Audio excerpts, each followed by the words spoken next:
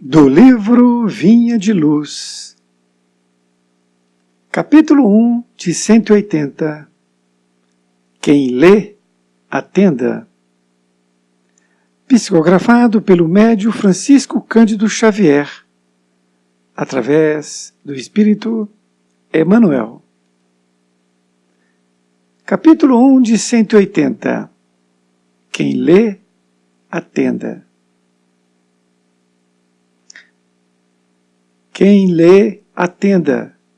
Jesus, Mateus, capítulo 24, versículo 15. Assim como as criaturas, em geral, converteram as produções sagradas da terra em objeto de perversão dos sentidos, movimento análogo se verifica no mundo com referência aos frutos do pensamento. Frequentemente, as mais santas leituras são tomadas à conta de tempero emotivo, destinado às sensações renovadas que condigam com o recreio pernicioso ou com a indiferença pelas obrigações mais justas. Raríssimos são os leitores que buscam a realidade da vida. O próprio Evangelho tem sido para os imprevidentes e levianos vasto campo de observações pouco dignas. Quantos olhos passam por ele, apressados e inquietos, anotando deficiências da letra ou catalogando possíveis equívocos, a fim de espalharem sensacionalismo e perturbação? Alinham com avidez as contradições aparentes e tocam a malbaratar com enorme desprezo pelo trabalho alheio as plantas tenras e dadivosas da fé renovadora. A recomendação de Jesus, no entanto, é infinitamente expressiva. É razoável que a leitura do homem ignorante e animalizado represente conjunto de ignominiosas brincadeiras, mas o espírito de religiosidade precisa penetrar a leitura séria com real atitude de elevação. O problema do discípulo do Evangelho não é o de ler para alcançar novidades emotivas, ou conhecer a Escritura para transformá-la em arena de esgrima intelectual, mas o de ler para atender a Deus, cumprindo-lhe a divina vontade. Emmanuel Pedro Leopoldo, 25 de novembro de 1951. Querido amigo, querida amiga, aqui estamos com muito carinho no capítulo 1 de 180, quem lê, atenda.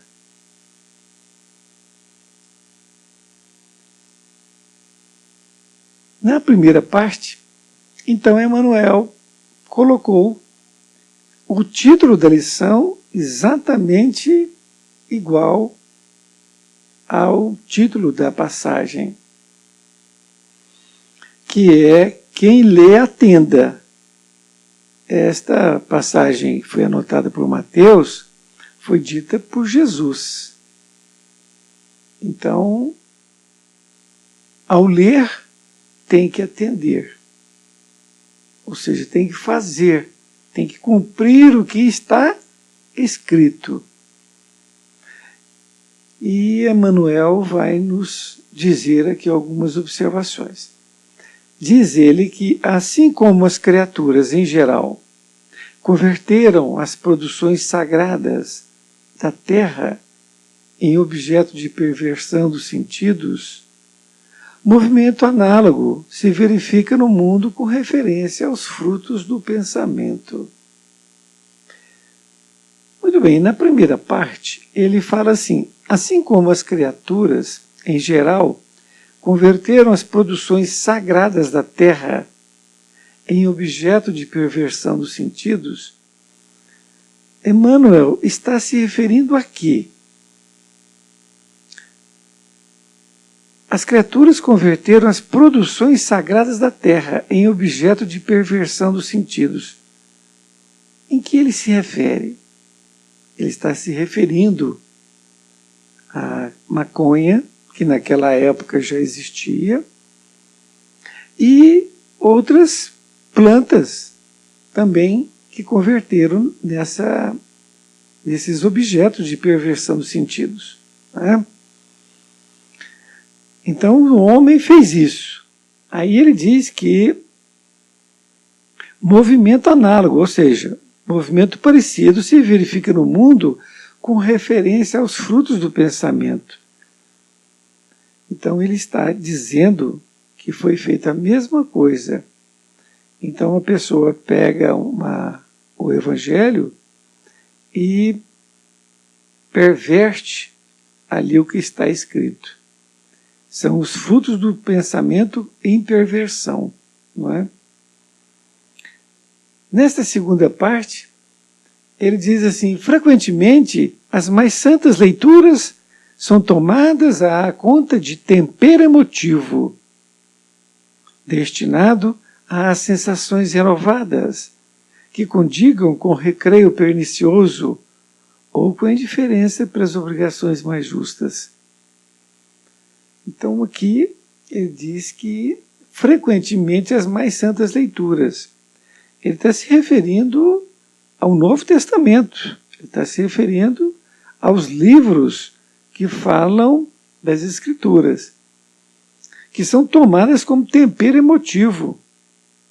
Então, pessoas que pegam o Novo Testamento não para entender, mas para procurar outras coisas, que nós vamos ver aqui. E aí ele fala que estão procurando um tempero emotivo destinado a sensações renovadas que condigam com o recreio pernicioso. A palavra condigam significa que harmoniza, não é? Que harmonize com essa recreio pernicioso. Pernicioso que é ruim, não é? Ou com indiferença pelas obrigações mais justas. Então ele é indiferente também, uma coisa ou outra. Ele é indiferente às Escrituras, ou ele está procurando ali alguma coisa no Evangelho para fazer esse recreio pernicioso. Continua dizendo que raríssimos são os leitores que buscam a realidade da vida. Isso é muito importante. Raríssimos são os leitores que buscam a realidade da vida.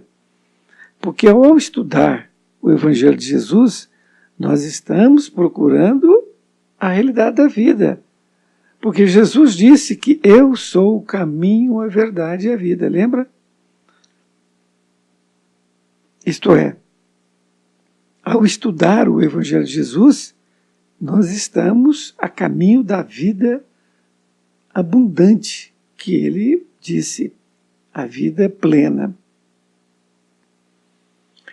Ele diz ainda, o próprio Evangelho tem sido para os imprevidentes levianos vasto campo de observações pouco dignas. Então, a gente vê pessoas, antigamente via mais, né? Pessoas que ficavam lendo o Evangelho para debater com um cristão crente, por exemplo, não é? Para falar que ele não sabia e fazer contradições para confundir aquela pessoa. Então, aqui nós temos imprevidentes. Imprevidentes, então, são pessoas descuidadas, não é? Levianos são pessoas negligentes.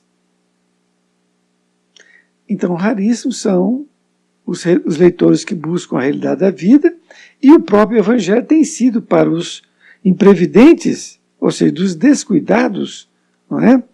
E negligentes, um vasto campo para observações pouco dignas. Então, eles têm trabalhado isso para chacota, não é? Continua dizendo, quantos olhos passam por ele, apressados, inquietos, anotando deficiências da letra ou catalogando possíveis equívocos, a fim de espalharem sensacionalismo e perturbação? Então essas criaturas, elas passam os olhos, não é? Ela passa por cima ali, só buscando alguma coisa que ela possa discutir, que ela possa brincar, não é? Então ele anota deficiências da letra.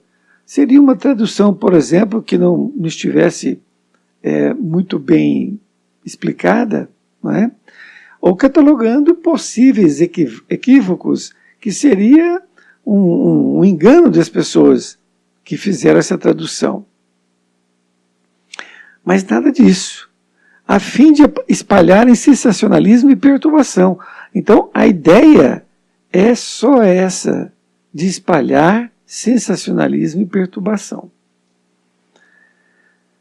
E ele continua dizendo, alinham com avidez as contradições aparentes e tocam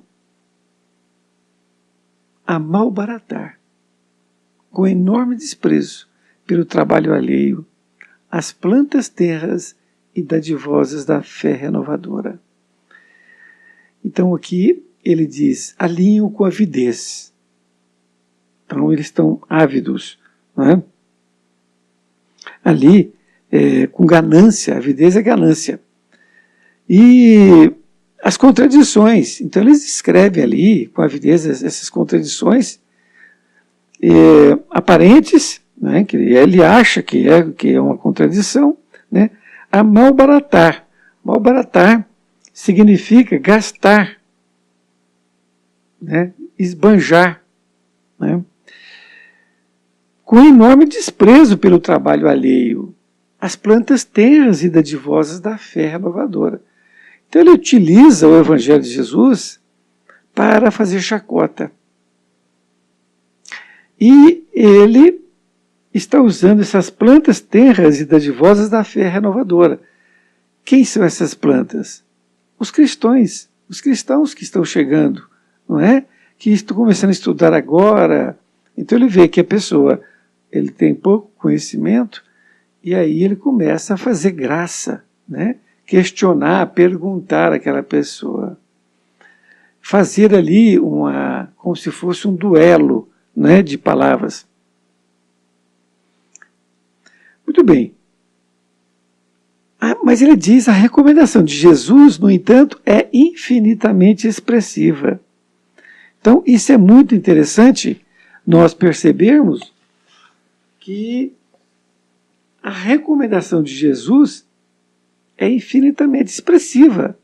Então não tem como fugir dela. Nesta outra parte, ele diz, é razoável que a leitura do homem ignorante e animalizado represente conjunto de ignominiosas brincadeiras. A palavra ignominiosas é vergonhoso, né? São vergonhosas essas brincadeiras. Então, trocando a palavra, vamos assim dizer, é razoável que a leitura do homem ignorante e animalizado, ignorante no sentido de ser bruto e animal, né? Ele está ainda com sensos animalescos. Ele sabe ler, não é? Ele sabe ler, ele sabe interpretar, mas não é, a ignorante aqui não está falando nisso.